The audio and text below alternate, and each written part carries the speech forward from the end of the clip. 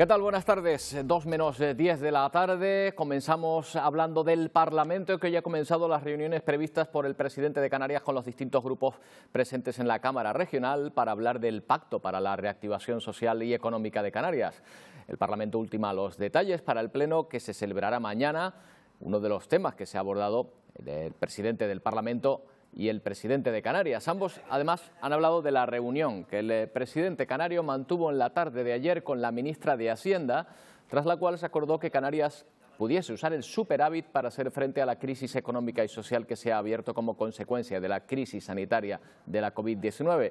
También en el encuentro se ha analizado cómo transcurrirá el pleno que se celebrará mañana en la Cámara Regional y que será un pleno diferente porque se realizará de forma telemática y presencial con 25 diputados. Recuerden que también podrán seguirlo en directo a través de Televisión Canaria a partir de las 10 de la mañana. Mañana ya tendremos un pleno que será el primer pleno de esta nueva etapa, un pleno que será con presencia reducida. Se va a permitir la presencia mediante videoconferencia y el voto directo y en tiempo real mediante videoconferencia, tanto en los plenos como en las comisiones, durante todo el tiempo que dure esta situación. Y esta mañana también el presidente de Canarias en el Parlamento ha iniciado la ronda de contactos con los grupos parlamentarios para hablar del Pacto para la Reactivación Social y Económica de Canarias. El último encuentro de esta mañana ha sido con el Grupo Popular y previamente también se ha reunido con el Grupo Socialista. Las reuniones continuarán esta tarde con Nueva Canarias y Sí Podemos Canarias. 627 casos activos permanecen en las islas, también el número de fallecidos se mantiene en los últimos días, 151, ninguno nuevo desde el día 8 de mayo. 3 contagios nuevos en 24 horas y 3 dados de alta, con lo que sumamos desde que se inició la pandemia 2.275 casos, se mantienen esos 151 fallecidos y vemos que sigue siendo la isla de Tenerife la que más casos presenta. Hay que mirar la situación en Fuerteventura, donde se ha diagnosticado un nuevo caso después de que no se registrara ningún positivo en la isla desde hace más de 3 semanas. Ahora mismo en la isla los casos activos son 2, aunque se ha llegado a acumular hasta 43 hasta el momento. España registra un repunte en los fallecidos por coronavirus. 217 personas han muerto en las últimas 24 horas y hay 506 contagiados diagnosticados también en estas últimas 24 horas para superar los 229.000 que vemos confirmados a través de los test. El número de fallecidos asciende ya en toda España a 27.321. La mayoría de ellos en las últimas 24 horas en Cataluña, que presenta 55.482 casos en total. Mientras que Madrid, aunque presenta el mayor número de casos, lo cierto es que presenta una incidencia menor en el número de fallecidos que la comunidad autónoma catalana. Aquí podemos ver cómo está la situación en las últimas horas. En cuanto a contagios, siguen siendo Madrid, Castilla y León, Navarra y Cataluña las comunidades autónomas con mayor prevalencia, con mayor incidencia de contagios en los últimos 14 días. Y echamos un vistazo también a la situación a nivel mundial, donde ya hay que sumar casi 300.000 fallecidos, aunque siempre les decimos que podrían ser muchos más por todos los casos que no se contabilizan en distintas partes del planeta. Si vamos país por país, Estados Unidos ahora mismo es el centro de la pandemia, ya suman 84.000 fallecidos y casi 1,5 millones de casos. Rusia ha evolucionado también rápidamente la alta de contagios hasta los 252.000, mientras que España e Italia han conseguido reducir la curva, 27.000 fallecidos en España, los que les estábamos comentando antes, y 31.000, más de 31.000 en Italia. Reino Unido supera lamentablemente todas estas cifras, ya son 230.000 contagiados para 33.264 personas que han muerto a consecuencia del coronavirus. Se han planteado herramientas para controlar la situación. Una de las que más se ha hablado para controlar la exposición al coronavirus es el rastreo a través de las aplicaciones de móvil. De hecho, ya se experimenta con aplicaciones que recogen con quién hemos contactado. Para algunos es ideal para acabar con el virus, para otros es una herramienta más de control. Vamos a hablar con Deepak Daswani, experto en ciberseguridad, colaborador habitual de Televisión Canaria. ¿Qué tal, Deepak? Buenas tardes. Hola Roberto, ¿cómo estás? Buenas tardes. Bueno, antes que nada, cuéntanos cómo funcionan estas aplicaciones. Bueno, se trata de diferentes tipos de aplicaciones dependiendo del uso al que se le quiera dar, porque en el pasado se habló del uso de aplicaciones para intentar monitorizar que los ciudadanos cumplieran el estado de alarma cuando empezamos con el confinamiento, y ahora hablamos de aplicaciones cuyo objetivo es saber si una persona estaba en contacto con otra que pudiese ser contagiada, ¿no? Entonces, evidentemente, en este caso incluso se habla de aplicaciones que no utilizan la geolocalización, sino que se basen a lo mejor en la señal Bluetooth de los dispositivos móviles para en un radio identificar personas que puedan estar en contacto. Se supone que se trata de se persigue hacer aplicaciones que no invadan la privacidad de los usuarios y que a lo mejor generen unos códigos que tengan una vigencia temporal, por ejemplo 2 semanas, que es el tiempo que duraría una cuarentena, supuestamente, para que tu dispositivo registre todos los identificadores de personas con los que has estado en ese ratio de proximidad, y si en algún momento uno resulta ser positivo, pues te dé una alerta. En este sentido se requiere la colaboración de los usuarios para poder hacer esto, ¿no? O sea que nosotros la debemos instalar, no se puede instalar sin nuestro conocimiento, entonces. Bueno, generalmente, existen formas, evidentemente, de poder instalar aplicaciones en dispositivos por parte de...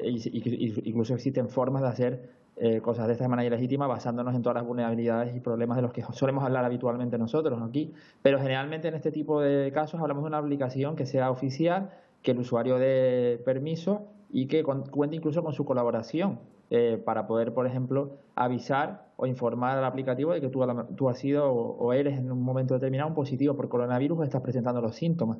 Claro, no estamos hablando de mecanismos de control o monitorización que pudiesen venir, por ejemplo, por parte de estados o gobiernos, que en este caso de los cuales no hablaríamos aquí porque nadie sabría de su existencia, ¿no? Es algo totalmente diferente. Claro, ¿y quién piensa, Deepak, que perdemos privacidad? Que es algo que parece evidente, pero igual resulta que esa privacidad que ahora vemos tan apreciada ya la hemos perdido con otras aplicaciones que tenemos instaladas en el móvil. Bueno, claro, esto ya lo hemos hablado otras veces, es decir, los usuarios en muchos casos instalan aplicativos que están constantemente monitorizando su geolocalización y enviando estos datos a servidores de terceros, en muchos casos gigantes tecnológicos como Google, Apple, Facebook, Instagram o lo que sea. Por ejemplo, quien usa Google Maps, por defecto puede ser que habilite que Google Maps siga toda la información de nuestra geolocalización para facilitarnos información respecto a, por ejemplo, si vamos a perder un vuelo. Ahora no, sino cuando se podía volar. Pero bueno, en este sentido son cosas y casos de uso que ya se vienen haciendo durante mucho tiempo. No obstante, en este caso, reiterar que hay diferentes aproximaciones para hacer esto y todavía tenemos que ver cuáles son los diferentes tipos de aplicaciones que se ponen a disposición de los ciudadanos, dependiendo del país. Por otro lado, se está hablando en Europa de que las aplicaciones puedan tener interoperabilidad entre los diferentes países para pensar en un escenario en el cual ya todos nos podamos mover y que estas aplicaciones funcionen no solo en nuestro país, en nuestro territorio, sino cuando nosotros vayamos al extranjero, ¿no? Al final, cuanto mejor sea la tecnología que utilicemos, el objetivo, recordemos en este caso, es que no es monitorizar ni controlar a nadie, sino intentar que sea un mecanismo de ayuda para prevenir que ciudadanos se infecten, porque es el objetivo general de la sociedad a nivel mundial en esta pandemia, ¿no? Entonces, en este sentido, ni siquiera se habla de uso de geolocalización, sino, como decimos, utilizando tecnologías como Bluetooth Low Energy, que están en un ratio de proximidad, ¿no? Claro, eso sería lo ideal o es lo ideal. En todo caso, es natural que haya ciertas sospechas o reticencias por parte de los ciudadanos. ¿Se podría modular la información que prestamos con aplicaciones como esa?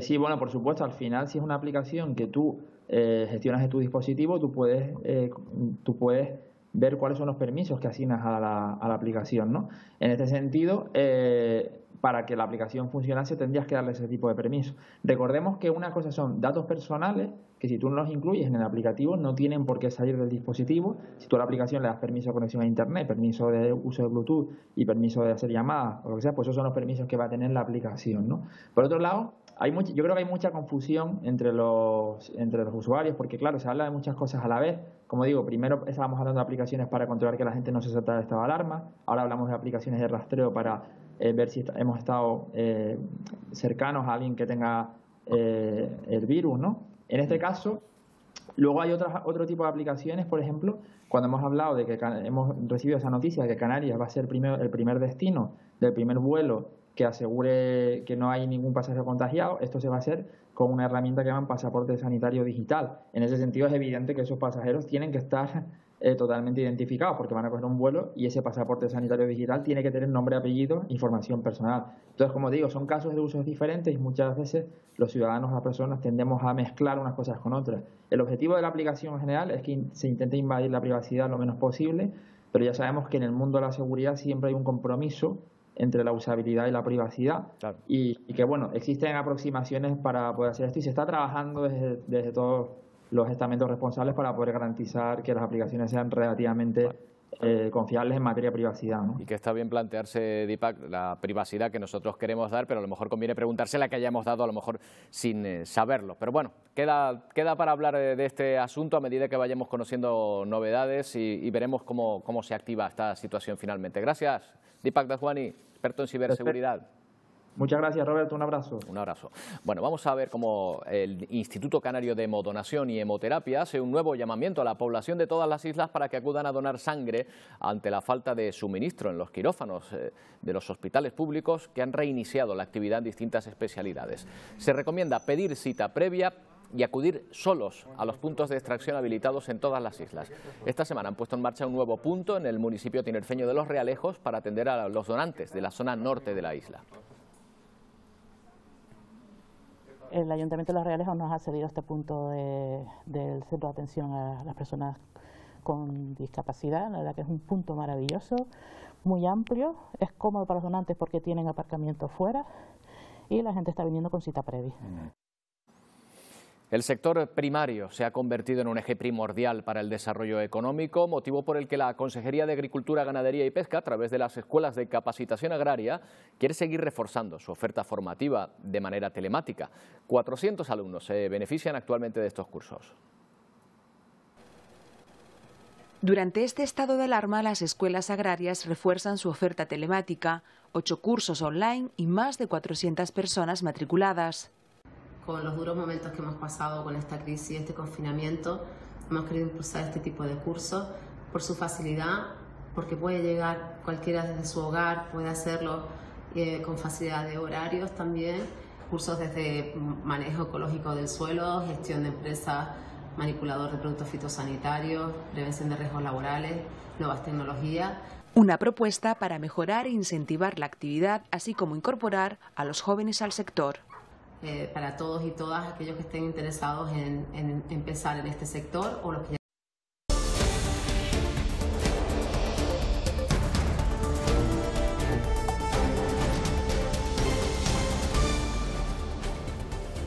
¿Qué tal? Buenas tardes, 2:30 de la tarde, muchos a esta hora pendientes del resultado de la reunión mantenida esta mañana por la ministra de Educación, Isabel Será, con los consejeros de Educación de las autonomías. Buscan consenso sobre el cierre del curso académico y cómo se va a plantear el retorno a las aulas en septiembre.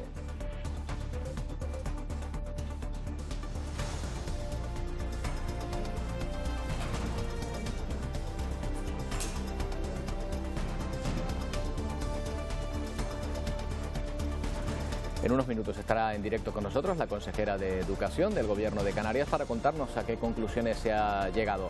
Silvia Mascareño, ¿se puede adelantar alguna de las conclusiones?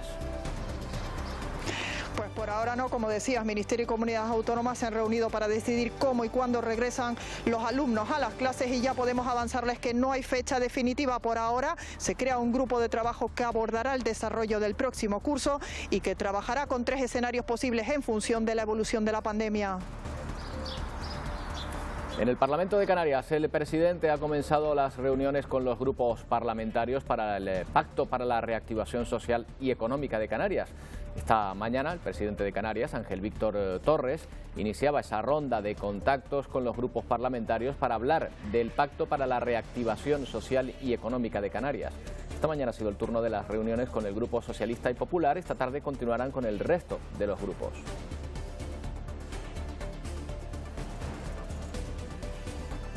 Solo el 2% de los residentes en Canarias presentan anticuerpos del coronavirus, así se desprende de los datos preliminares del estudio de seroprevalencia que ha emprendido el Ministerio de Sanidad junto al Instituto de Salud Carlos III. Estas conclusiones se van a reforzar con otras 3.234 muestras tomadas en Fuerteventura, Lanzarote, La Gomera, El Hierro y La Palma. Los datos sanitarios lo avalan. Canarias ha pedido al Ministerio de Sanidad que La Gomera, El Hierro y La Graciosa pasen a partir del próximo lunes a la fase 2 de la desescalada. Atraco en una sucursal bancaria de la capital tinerfeña esta mañana. Un hombre sorprendía a los trabajadores y clientes de la entidad amenazándoles con un arma blanca. Consiguió llevarse 600 euros y no hay que lamentar daños personales. Y en Lanzarote hemos conocido una historia triste, pero con final feliz. Es la de una perra abandonada durante el estado de alarma que esperaba cachorros. Tras su paso por el Centro de Protección Animal de Arrecife, hoy les podemos contar que todos han encontrado un hogar donde vivir. Entre los espacios naturales relevantes de las islas hay uno que destaca a partes iguales por su valor medioambiental y por su importancia astrofísica. Está en La Palma y es el Roque de los Muchachos. En nuestro recorrido por los espacios naturales de las islas en este mes de mayo, mes de Canarias, hoy vamos a conocer todos los detalles.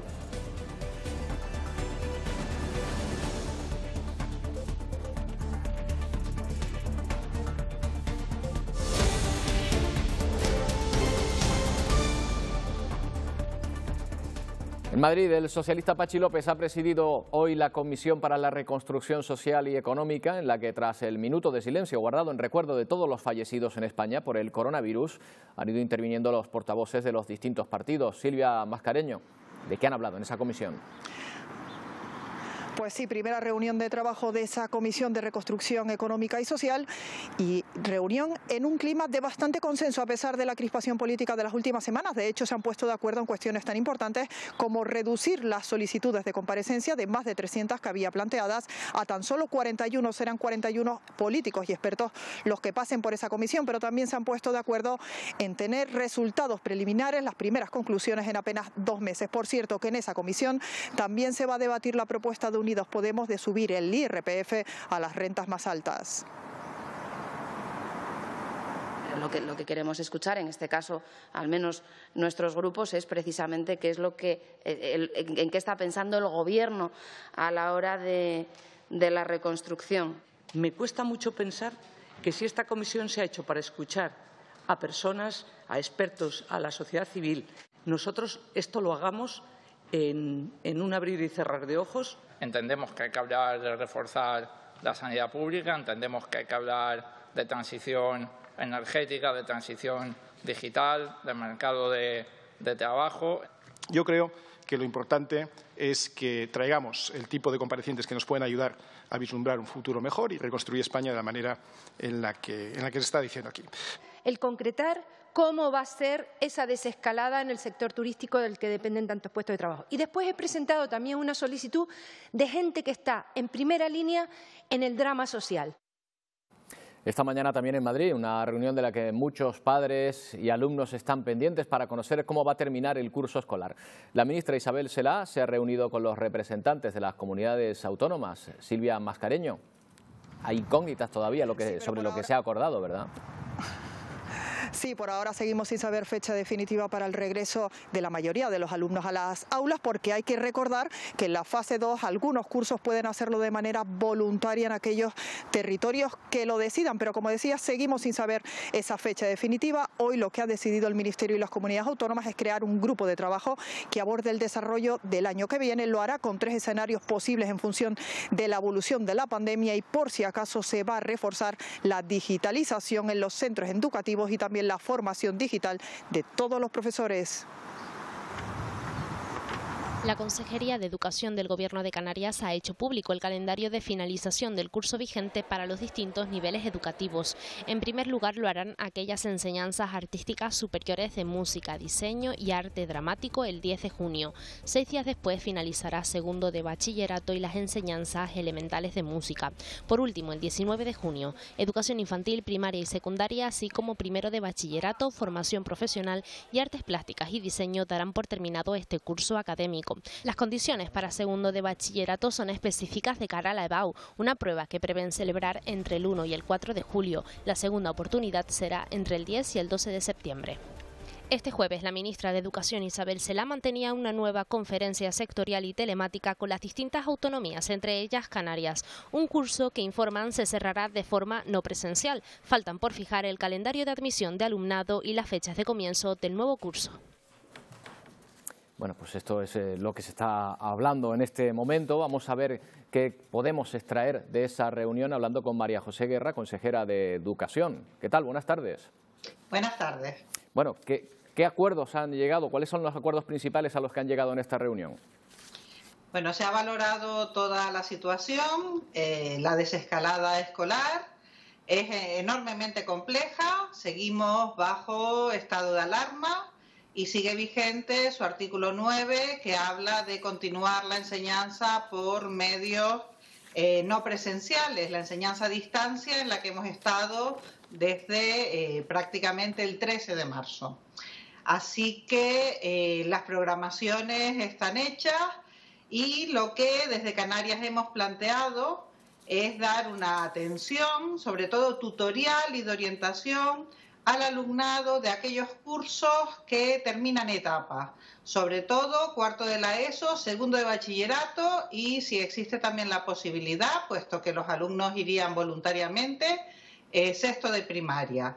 Serían sobre todo actividades de tutoría educativa, de orientación sociolaboral, en el caso de cuarto de la ESO, por si van a FP, a qué ciclo formativo, a bachillerato. Y también estamos muy preocupados con el alumnado que en todo este proceso se ha desconectado. Se puede haber desconectado por brecha digital o se puede haber desconectado por otras problemáticas ligadas a su familia, enfermedad, emergencia social.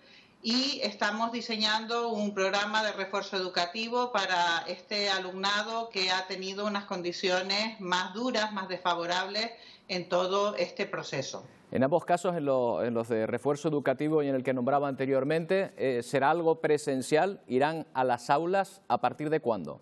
Bueno, es muy importante la voluntariedad. Eso ya nos lo decía el Ministerio desde hace unos días. Será una cuestión de voluntariedad porque la actividad sigue online y hay tutorías, orientación online, además de las clases. Así que el asunto es que tenemos que garantizar el acondicionamiento de los centros educativos.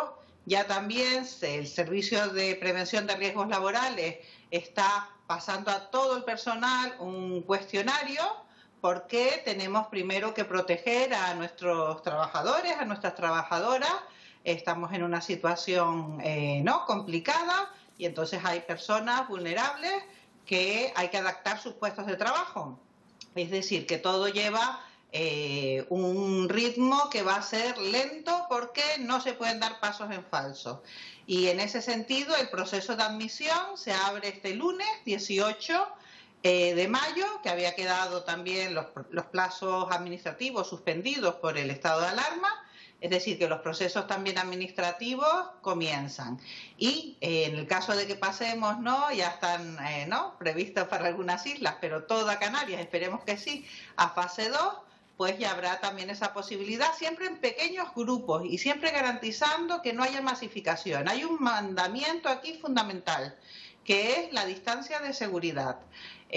Así que para el próximo curso también hay que planificar todo con este principio básico de la distancia de seguridad, de las medidas sanitarias, y la ministra se ha comprometido a que nos harían llegar los protocolos, también emanados del Ministerio de Sanidad, de los que todavía nos disponemos. Hemos estado elaborando protocolos propios, pero en este caso Educación tiene que ir de la mano de Sanidad.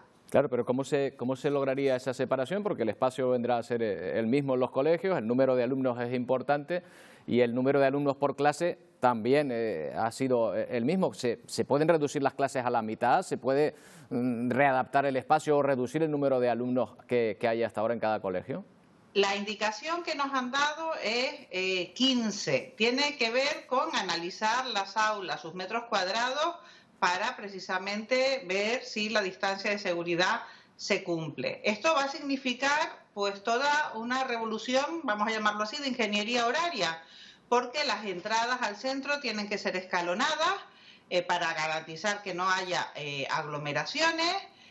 También la ocupación del aula con esa distancia de seguridad, y tendremos que recurrir pues a desdobles y también a un complemento importante de la enseñanza presencial, que es la enseñanza a distancia, la enseñanza online. Lo que pensamos que es más lógico, y esta tarde en el Consejo Escolar de Canarias voy a presentar toda esta propuesta, es que haya más presencialidad en los niveles de alumnado más pequeños, y conforme vayamos aumentando la edad, sobre todo hasta llegar a los 2 últimos cursos de la ESO y el bachillerato, pues más presencia de la educación presencial. Tenemos que hacernos cargo que es como inventar con unas nuevas reglas y unas nuevas normas el sistema educativo canario, y para eso necesitamos muchas propuestas, muchas sugerencias y toda la colaboración de las familias, del profesorado, de los equipos directivos y por supuesto del alumnado. Estamos en una situación de crisis sanitaria y responsablemente y también con mucha prudencia iremos dando pasos para iniciar ese próximo curso. ¿Cómo se va a establecer qué alumnos podrán, en el caso de que al final se puedan ir, acudir a los centros abiertos para dentro de la parte de desescalada? Porque sabe usted que hay muchos padres que están con muchos problemas de conciliación, que están pendientes también si las guarderías, si los centros infantiles van a abrir para ellos poder dejar a los pequeños durante sus horas de trabajo, y esta era una cuestión que todavía no se había resuelto por parte del Gobierno. ¿Ya saben qué es lo que va a ocurrir? Pues es de verdad el problema más difícil de abordar. Hemos hecho una ronda, todas las autonomías, y realmente hay todavía tantas incógnitas desde el punto de vista sanitario que ninguna autonomía ha dado el paso de decir no, esta apertura de 0 a 6 años, lo mismo al final alguna se decide, pero estamos esperando los protocolos sanitarios. Porque además tenemos informes negativos, diríamos, por parte de los pediatras, de la Asociación de Pediatría de España, que lo que recomienda es que este periodo de 0 a 6 años sea el que se incorpore en último lugar. O sea que todavía no se sabe si van a abrir o no durante este periodo de desescalada, ¿no? Todavía no tenemos protocolos sanitarios, estamos muy preocupados porque entendemos que es un problema social enorme el de la conciliación laboral, familiar, escolar, pero también tenemos informes desde la parte técnica, experta, que nos ponen que esa incorporación tiene que ser la última, que tenemos que empezar por el alumnado mayor y poco a poco ir hasta los niveles más pequeños, ¿no? Infantil sobre todo. Así que es un gran problema social, la conciliación. Tiene que ver con que la maquinaria de esta sociedad funcione, pero yo también diría que igual que la escuela va a flexibilizar sus horarios, pues también todo el mundo laboral tiene que hacer un esfuerzo por flexibilizar esos horarios y por intentar llegar a acuerdos para precisamente que la conciliación sea efectiva.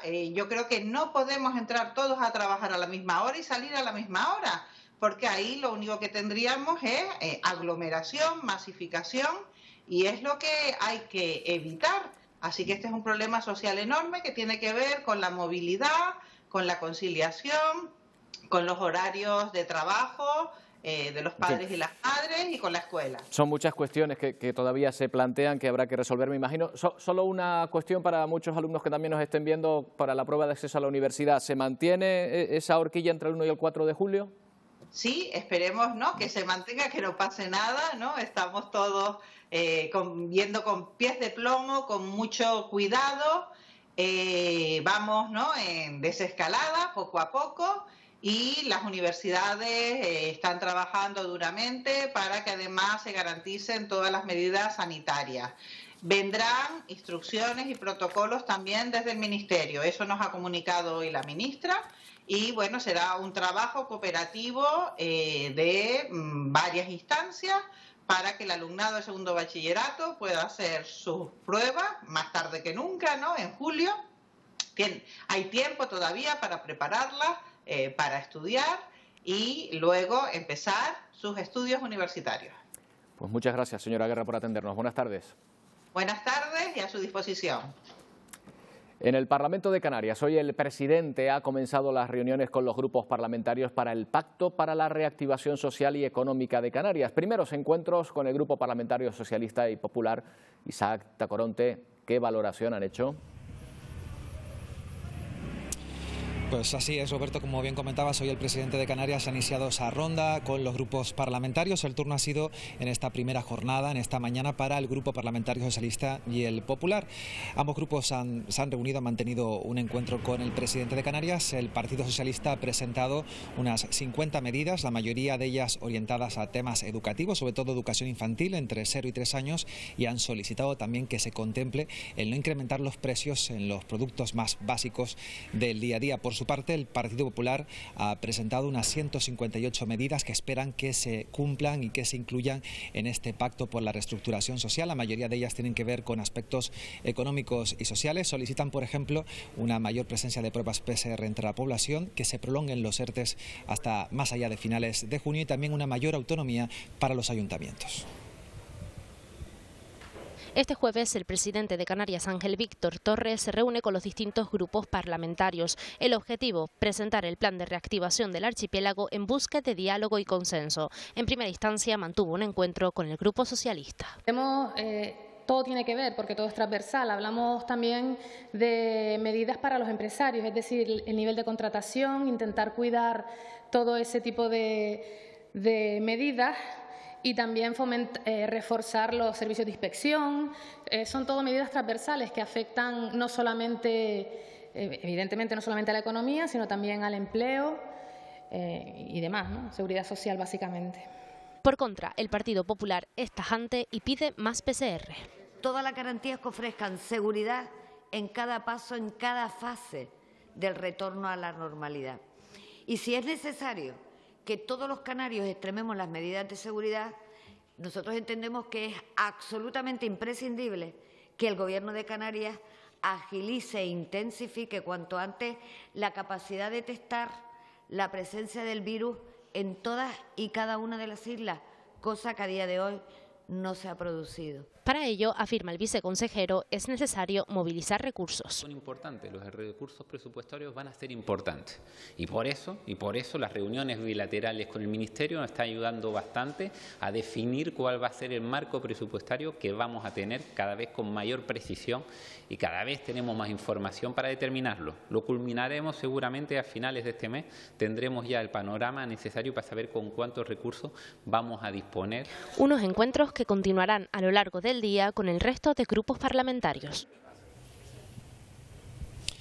Hace unos minutos el presidente de Canarias precisamente mantenía un encuentro con los representantes de la Federación Canaria de Municipios. Esta tarde lo seguirá haciendo con el resto de grupos parlamentarios, al igual que durante el día de mañana, donde también hablará con los representantes de los cabildos, con la FECAI.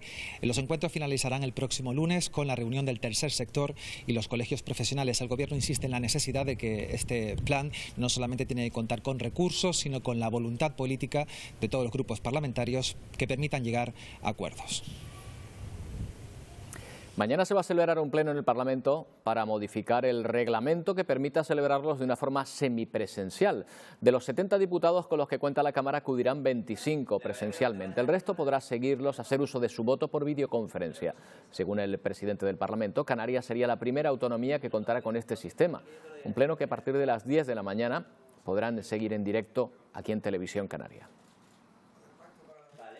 Mañana ya tendremos un pleno que será el primer pleno de esta nueva etapa, un pleno que será con presencia reducida. Se va a permitir la presencia mediante videoconferencia y el voto directo y en tiempo real mediante videoconferencia, tanto en los plenos como en las comisiones, durante todo el tiempo que dure esta situación. Bueno, vamos a ver los gráficos del día. La media de españoles que ha estado en contacto con el COVID-19 es solo del 5%, poco más de 2 millones de personas. Aquí vemos la situación de Canarias en este momento. Como les decíamos antes, el número de contagios se reduce a 3 en las últimas 24 horas. 3 también son las altas que se han producido, y en el caso de Fuerteventura, que llevaba varias semanas sin presentar ningún caso nuevo, hay que añadir 1 más. Ahora mismo son también 3 los casos activos que hay en la isla de Fuerteventura. Tampoco hay que lamentar más fallecidos en los últimos días. Nos mantenemos en esa cifra de 151 desde que comenzó la pandemia. La media de españoles, les decía, que ha estado en contacto con el COVID-19 es del 5%, son unos 2 millones de personas, según el estudio que se ha realizado en los últimos días. Canarias, Ceuta y Melilla son además los territorios que menos roce han tenido con el coronavirus, según la primera oleada del estudio de cero prevalencia realizado por el Ministerio de Sanidad y el Instituto de Salud Carlos III. Aquí pueden ver los resultados. En la provincia de Las Palmas, solo el 1,4% de la población ha mantenido contacto con el virus. Ceuta presenta una cifra menor, pero es la única autonomía, la única ciudad autónoma que presenta esa cifra menor. Las otras provincias menos expuestas al coronavirus son Murcia, Huelva, Tarragona, Cádiz, Almería, La Coruña, Asturias y Melilla. Santa Cruz de Tenerife roza el grupo de los pocos contactos con un 2,1%. El centro de la península, ahí lo ven, presenta los mayores índices de España, el mayor en Soria con un 14%, le siguen Cuenca, Ávila, Albacete y Madrid con un 11%.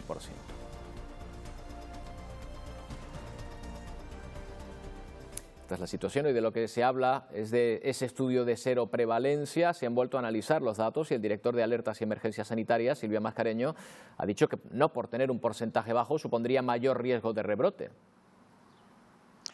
Así es, Fernando Simón comparecía, como viene siendo habitual aquí en el Palacio de la Moncloa, para analizar los datos que nos deja hoy la pandemia. Hay un pequeño repunte en esos datos, 506 nuevos contagiados detectados con PCR y 217 víctimas, son 33 más que ayer y superamos esa barrera de los 200. Pero como decía, Fernando Simón ha hablado y mucho de ese estudio de cero prevalencia publicado ayer. Dice que tendremos datos desagregados por islas en las próximas horas y advierte, a pesar del bajo grado de inmunidad que parece que tenemos en Canarias, eso no significa que vayamos a tener un mayor riesgo de sufrir un rebrote en los próximos meses. Esta variabilidad, que es importante en términos numéricos, desde luego no implica ninguna protección poblacional. Puede haber rebrotes en todas partes si no aplicamos las medidas de prevención que se están desde hace ya muchas semanas explicando a toda la población y que toda la población conoce perfectamente. Estos datos eran esperados, no hay ninguna sorpresa para los epidemiólogos. España y más Canarias están lejos de ser inmunes a la COVID-19. Podría haber incluso un repunte, más descartable en verano que en el próximo invierno. Lo bueno es que para entonces habrá tratamientos. El 98% de la población canaria no ha tenido contacto alguno con el COVID-19. Es la inmensa mayoría. La buena noticia es que los canarios se han protegido bien de aquí para atrás, y la menos buena, que son muy vulnerables. Se ha demostrado que el calor desestabiliza el virus, pero no se puede bajar la guardia. ¿Es posible una segunda onda pandémica en invierno? No es descartable, puede pasar, pero vamos a poder abordar mejor que la que hemos sufrido en esta primera onda. La vacuna aún no estará disponible en diciembre, pero se habrá ganado tiempo para conocer mejor el virus. Posiblemente tengamos tratamientos específicos frente a este microorganismo. Eso ya es un avance importante con respecto a lo que tenemos ahora. Esta segunda oleada será más leve solo si se continúa guardando la distancia de seguridad y utilizando mascarillas. Y hoy se cumplen 2 meses del estado de alarma, mucho ha pasado desde entonces. Hemos querido hacer un pequeño resumen de cómo le hemos ido contando la evolución de esta pandemia durante estos 61 días. Nueva acusación de Estados Unidos a China. Si bien Donald Trump sospecha que el virus se creó en un laboratorio de Wuhan, ahora las autoridades estadounidenses hablan de ciberespionaje. Culpan a China, Pilar Rumeo, de intentar robar información sobre el coronavirus.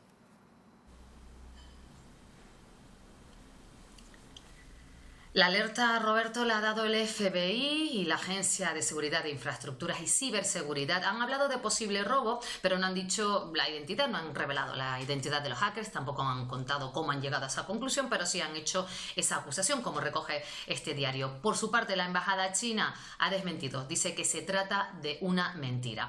Mientras siguen aumentando el número de casos de fallecidos en Brasil, fíjense, en una semana han pasado de 400 muertos al día a 900, y en algunos puntos del país tienen problemas para enterrar a tanta cantidad de gente. En México esta semana se alcanza el pico de la pandemia y ayer, por eso aparece en la portada, su presidente López Obrador ha anunciado ese plan para volver poco a poco a la normalidad a partir del 18 de mayo. En Europa, pendientes de la reapertura de fronteras, ya Alemania ha anunciado que va a reabrir la frontera con Austria a partir del 15 de junio, por eso aparece esa fotografía en este diario alemán de un control fronterizo. Y en cuanto a Francia, preocupadísima, como pone Le Monde, por el turismo, por el sector turístico, a ver cómo remontan para evitar situaciones como esa que vemos en la portada, esa fotografía donde ONGs están ayudando a gente que se ha quedado en la calle. Y las autoridades sanitarias del Reino Unido han dado luz verde a una prueba, a un test para determinar si una persona ha estado infectada por el coronavirus y ha desarrollado anticuerpos. Como vemos, pruebas, test, vacunas que son necesarias para combatir, para frenar ese COVID-19, una enfermedad que la Organización Mundial de la Salud dice que podría no irse nunca. La Organización Mundial de la Salud advierte el coronavirus puede convertirse en un virus endémico que no desaparezca nunca. Con estas declaraciones quiere concienciar a los países que comienzan a relajar las medidas de control, teniendo aún un alto número de contagiados. Este virus puede convertirse en otro virus endémico en nuestras comunidades y nunca desaparecerá. Estados Unidos y Reino Unido son los países que lideran el número de muertos e infectados en el mundo y aún así han abierto su actividad económica en muchas regiones.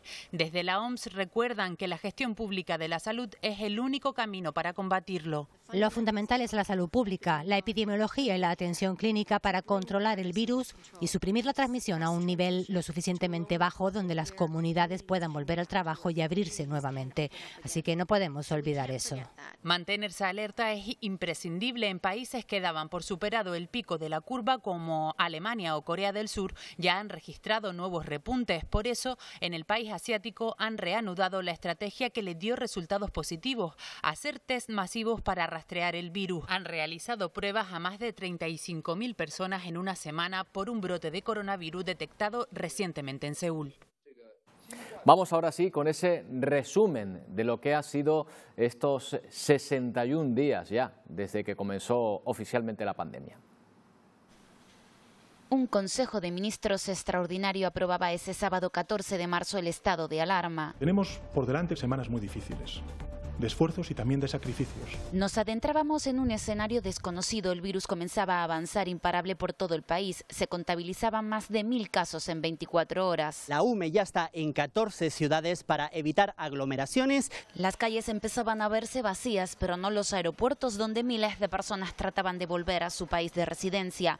En menos de una semana se llegaba al 1.000.000 de fallecidos y se rozaba los 20.000 casos. El 20 de marzo, con el primer contagio en El Hierro, ya había casos en toda Canarias, menos en La Graciosa. En estos momentos se encuentra aislado en este hospital insular Nuestra Señora de los Reyes. 2 días después, Pedro Sánchez anunciaba que el estado de alarma se prolongaría 15 días más. Ampliar el tiempo de confinamiento en la lucha contra el coronavirus. Además, se endurecían las medidas. Interés general por encima de los intereses particulares. Llegaban a Canarias los primeros aviones militares con material de protección sanitaria para distribuir por todas las islas. Ese material llegaba hasta este aeropuerto, donde ha sido descargado bajo un amplio dispositivo. En las siguientes semanas, Pedro Sánchez consigue el apoyo parlamentario para ir prorrogando los estados de alarma. El 26 de abril comienzan las medidas de alivio.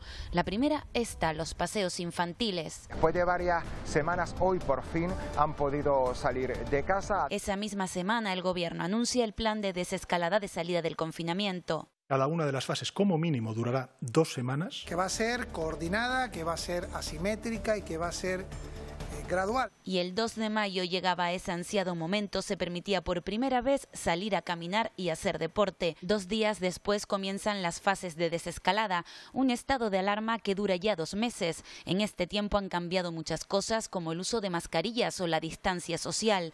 61 días en los que hemos conocido el dolor de muchas familias y compartido el sufrimiento de los profesionales sanitarios.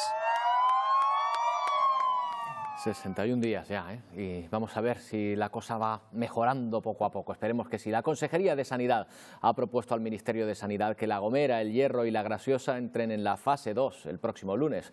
Una propuesta a la que no han tardado en responder Patricia Clemente, los presidentes de los cabildos.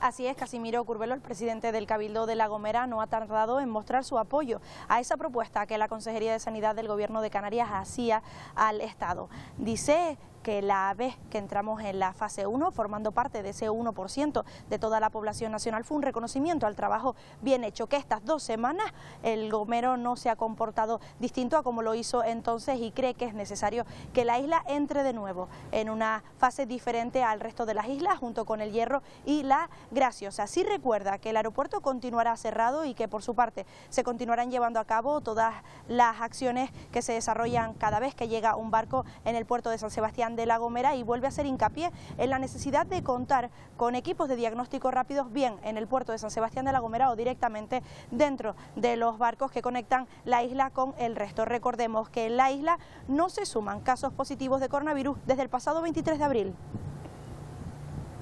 Hay una gran cantidad de posibilidades que podemos hacer, adelantarnos en 7 días a el conjunto de la sociedad canaria, y por tanto yo creo que vale la pena, y La Gomera creo que reúne condiciones porque los ciudadanos gomeros han sido responsables y lo van a seguir siendo, estoy completamente seguro, para que todos seamos una referencia.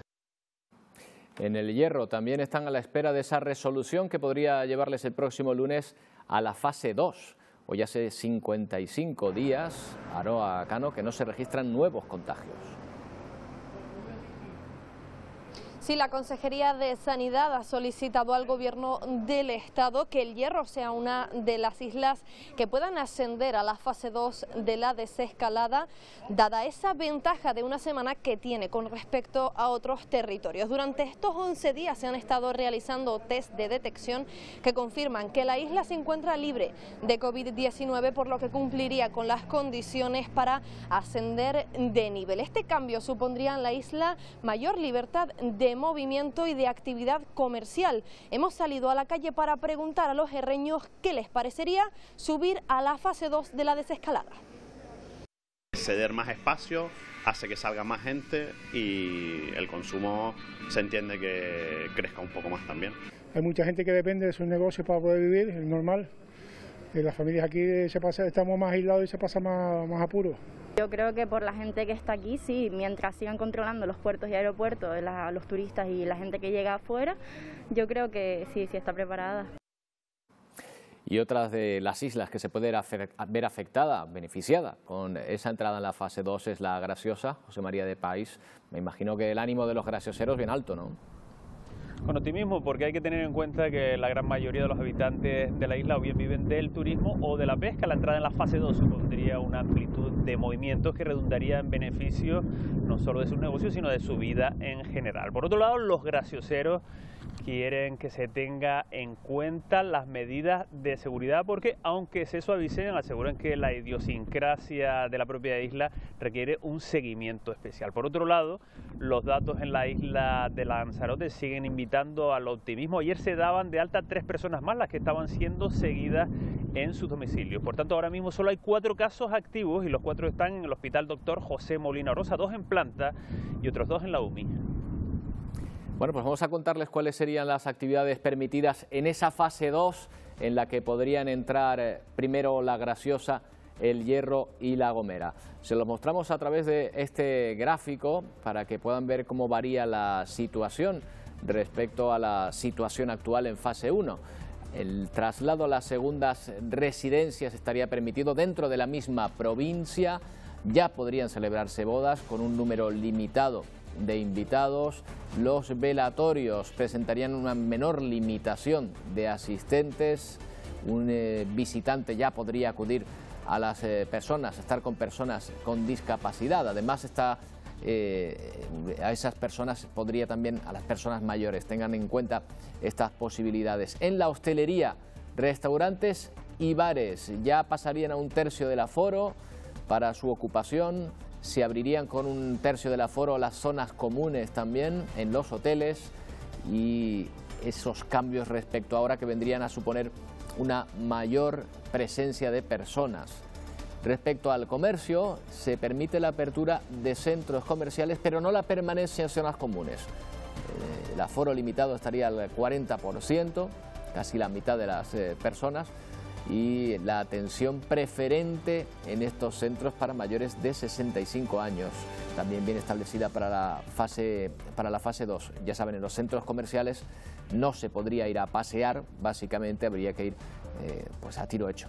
En cines, teatros, se permite la apertura con un aforo de 1/3 de las butacas y siempre que se hayan asignado previamente. Y en los espectáculos cerrados, el aforo sería de menos de 50 personas. Para espectáculos al aire libre, las personas serían menos de 400, con menos de 400 personas, con la separación entre todas ellas. ¿Qué pasa con los deportes en esta situación de fase 2? Los espectáculos y actividades al aire libre ya se permiten, los campeonatos profesionales siempre a puerta cerrada o con aforo limitado de los distintos deportes, pero ya se abriría un poco más también la posibilidad de practicar deporte en esa fase 2. Estos serían los cambios, básicamente, en las que van a entrar estas islas si finalmente se adelanta, como se ha pedido, esa fase 1 en la que estamos hasta la 2. Después de 3 semanas sin sumar nuevos positivos en Fuerteventura, hoy Edurne Rodríguez se ha roto la tendencia.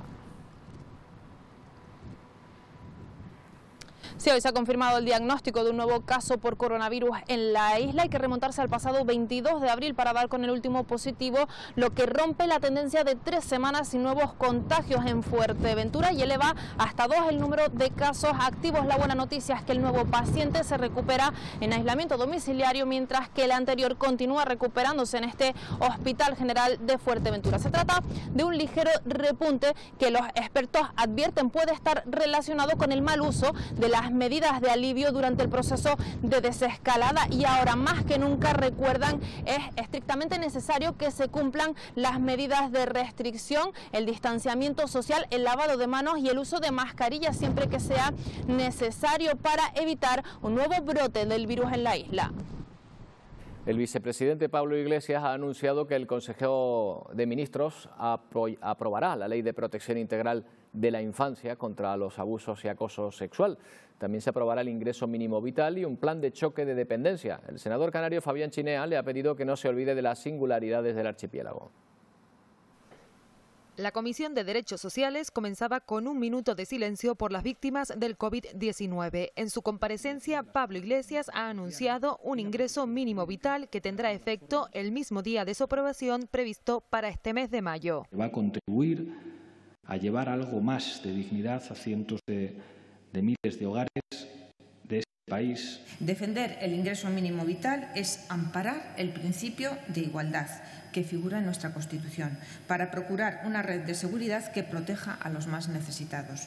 ¿Nos confirma usted, señor Iglesias, que les van a cargar a los ayuntamientos y diputaciones provinciales los costes de tramitación de dicha renta, restándole recursos de sus remanentes para dedicarlo a esta gestión? El portavoz de la agrupación socialista Gomera recordaba al vicepresidente la singularidad de Canarias y la importancia del turismo. Es importante que el Gobierno de España tenga en cuenta siempre que las recetas que se aplican en la península no siempre pueden ser las mismas en un territorio fragmentado. Soy consciente de la particularidad gravedad de lo que implica los derivados económicos y sociales de la crisis del COVID-19 en Canarias. Pablo Iglesias también ha dicho que se recuperará la Ley de Protección de la Infancia, que trata de evitar y castigar los abusos y el acoso sexual a los menores de edad. Los centros penitenciarios permiten a partir de este jueves que los familiares de los reclusos puedan visitarlos, aunque únicamente en locutorios y separados por mamparas. Es una orden del Ministerio del Interior que también va a permitir citas con abogados y representantes legales.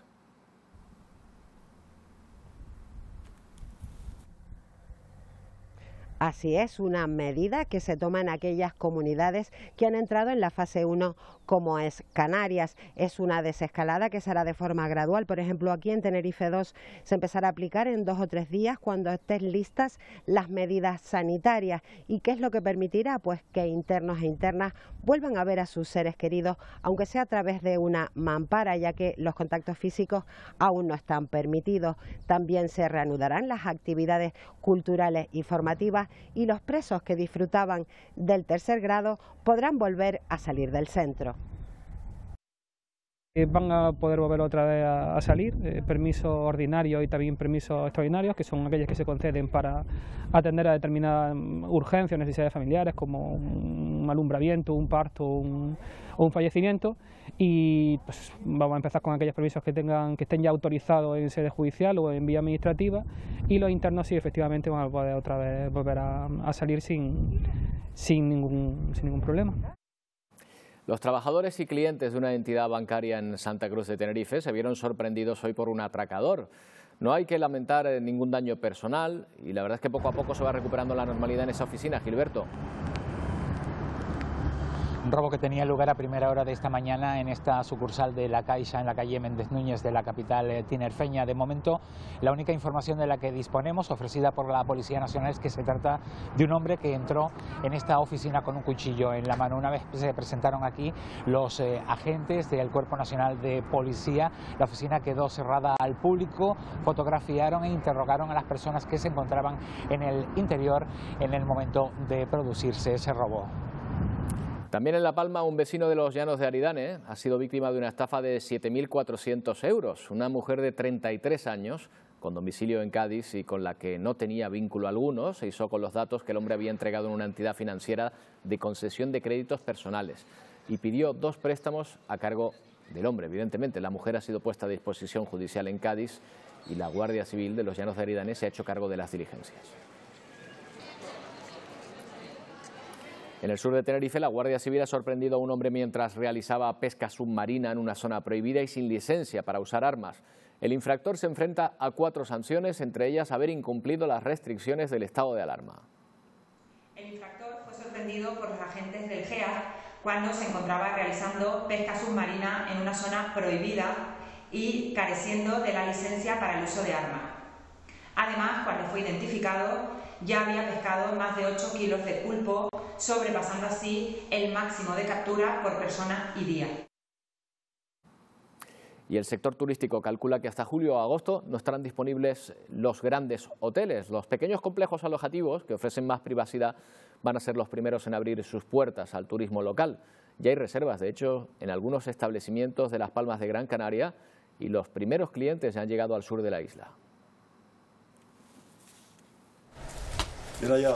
Empieza a llegar algo de clientela al sur de Gran Canaria, como este matrimonio de la capital que elige por primera vez para sus vacaciones una villa privada. Siempre nosotros optamos siempre por ir a uno todos incluidos, ¿no? Pero claro, no se puede, pues. Afortunadamente unos ahorritos que tenía, pues. Es un producto que se adapta mucho a la situación actual y bueno, tienen la exclusividad, tienen privacidad y espacio para disfrutar en familia, ¿no? Este confinamiento lo quiero yo durante 1 mes o 2 meses. Solo en Gran Canaria el sector extrahotelero cuenta con unas 72.000 plazas alojativas. Apartamentos y complejos pequeños son los que más facilidad tienen para abrir sus puertas. Los grandes hoteles no tienen posibilidad ninguna en este momento abrir. Hasta julio o agosto no hay nada que hacer. Los congresos profesionales programados a partir de septiembre ya están generando reservas en establecimientos de la capital Gran Canaria, que se prepara ya como destino urbano seguro. La intención es atraer primero al turista isleño con ofertas para residentes, pero el turismo local no llega al 10% del total de turistas en Canarias. La apertura del mercado internacional con un criterio único en Europa para establecer un pasaporte sanitario, según el sector, es clave para empezar a hablar de recuperación turística. Otra preocupación del sector es la rehabilitación de las infraestructuras turísticas. El Cabildo de Gran Canaria va a invertir 18 millones de euros en impulsar obras urbanísticas en las zonas más visitadas de la isla para revalorizarlas como destino. Con esta inyección económica se llevarán a cabo 15 proyectos en los 5 municipios más turísticos de Gran Canaria. Con la fase 1 los hoteles también pueden comenzar a dar servicio. De los 20 que hay en Santa Cruz de Tenerife, 2 han comenzado a funcionar, pero solo uno alberga clientes. Hemos conocido de cerca cómo se preparan para recibir a sus primeros huéspedes. Aún cuesta asimilar esta imagen, la de los hoteles desiertos en nuestras islas. Ya en Santa Cruz de Tenerife hay algunos que se están preparando para la reapertura, aunque de manera aún experimental. Se va a sacar el personal justo a las habitaciones que corresponde que vamos a abrir, que en principio no vamos a abrir más de 10 para ver qué es lo que pasa. Hoteles como el Urban Anaga se apoyan en la tecnología para evitar tocar la carta de su bar terraza e incluso para abrir las puertas de las habitaciones. Simplemente con darle a su teléfono móvil y pasarlo, ya detecta y sin tener que usar absolutamente nada. Toma de temperatura en la entrada, puntos de desinfección, zonas comunes como los comedores estarán cerrados y las medidas de distanciamiento estarán presentes en todo el edificio. Mucha precaución ante la llegada de los primeros clientes. Las reservas, las pocas reservas que tengo son de gente que trabaja entre las islas y necesita un hotel, y también tengo alguna que otra reserva de algún paciente que tiene que venir de La Palma a hacerse un tratamiento. Huéspedes que viajan más por obligación que por placer, una imagen que los hoteleros esperan que cambie cuanto antes para garantizar la recuperación en el sector turístico. Donde ya se preparan para el regreso de bañistas a las playas es en el municipio de La Oliva, en Fuerteventura, donde el ayuntamiento ha presentado nuevo material de vigilancia y actuación rápida con el que se ha dotado al equipo de socorristas. Desde el consistorio han anunciado que además del nuevo material, la plantilla será reforzada una vez finalice el estado de alarma con una veintena de efectivos. Tenemos un cuerpo de seguridad, somos el único municipio en toda la isla que tiene cuerpo propio municipal, y ellos también pues, harán con estos vehículos también una vigilancia, un equipo de intervención rápida que lo hemos denominado, para toda la costa, todos los 55 kilómetros de costa que tiene este municipio, y también todo aquel que se encuentre en peligro en alta mar. Y esta mañana en el programa Buenos Días Canarias, el presidente del Cabildo de Gran Canaria, Antonio Morales, ha considerado insuficiente que Madrid autorice solo la utilización del superávit. Pide que se permita a las corporaciones locales usar también sus remanentes, endeudarse más y contratar a más personal para garantizar los servicios esenciales. Desde luego, si es solo el superávit, me parece que no puede ser que aceptemos eso así simplemente, ¿no? Yo creo que hay que conseguir que podamos utilizar los remanentes de tesorería, además de posibilitarnos también que podamos endeudarnos. Este cabildo puede endeudarse hasta 500 millones de euros sin ningún tipo de problema. Por lo tanto, lo podríamos hacer, pero nos lo tienen que permitir. Y miramos al mercado laboral. Según la consultora DECO, los sectores que van a tirar de la recuperación económica son el agroalimentario, la distribución, el comercio electrónico y la tecnología de la información. Entre los perfiles más demandados, Verónica Hernández, está el personal sanitario especializado. Sí, y además de los perfiles que comentas, hay otros que han surgido específicamente a raíz de la crisis sanitaria y económica y que van a ser muy demandados según ADECO.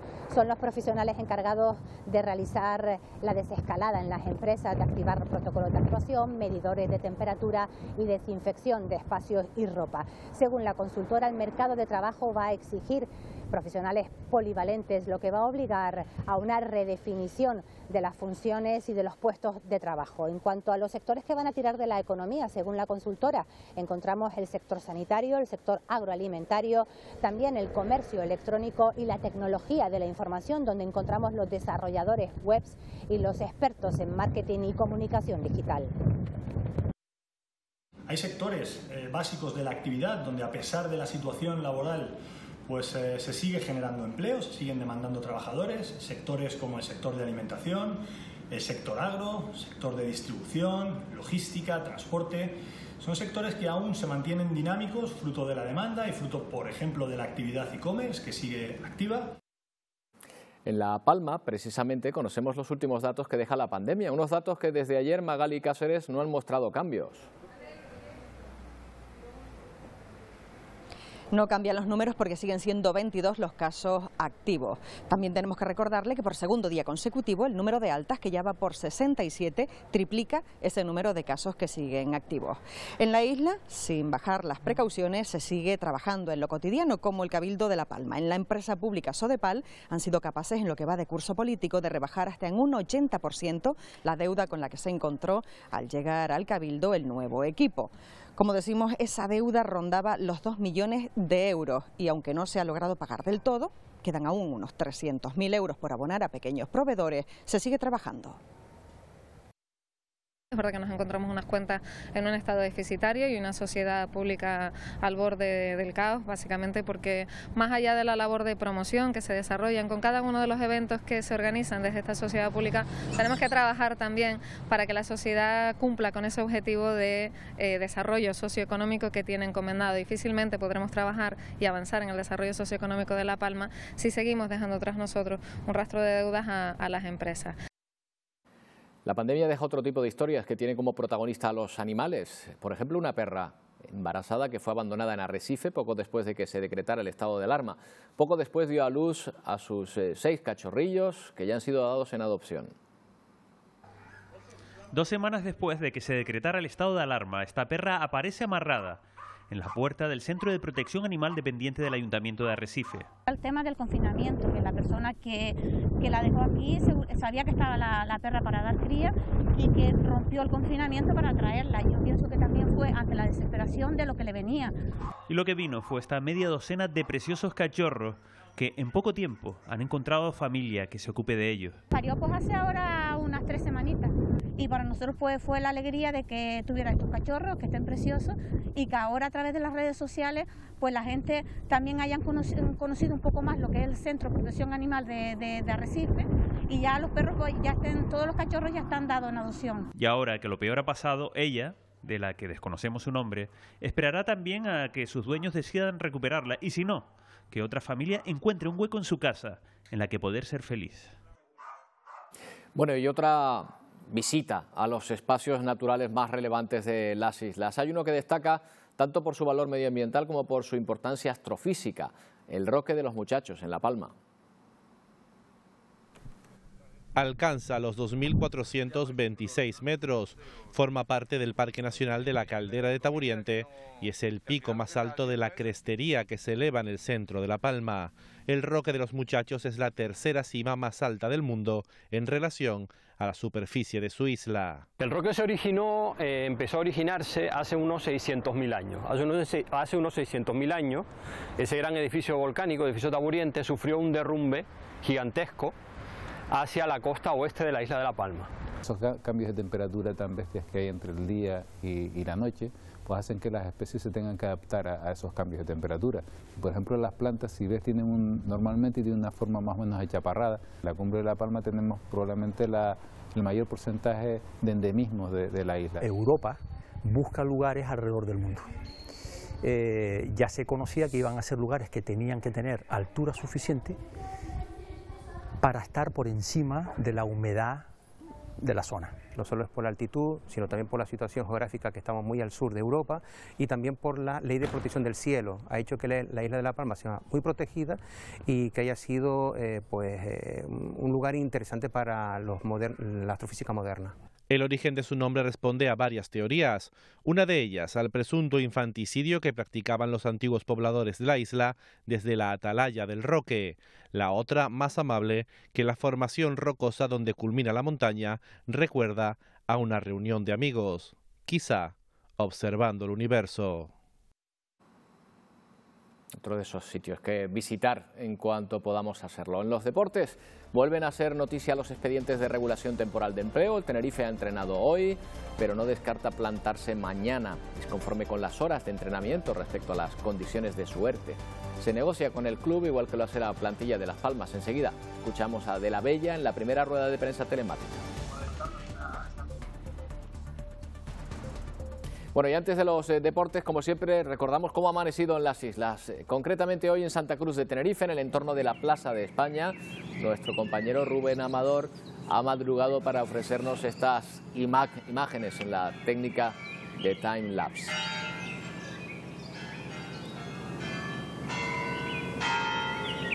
con sonido de campana y todo. Elena Pulido nos trae este amanecer desde Las Palmas de Gran Canaria.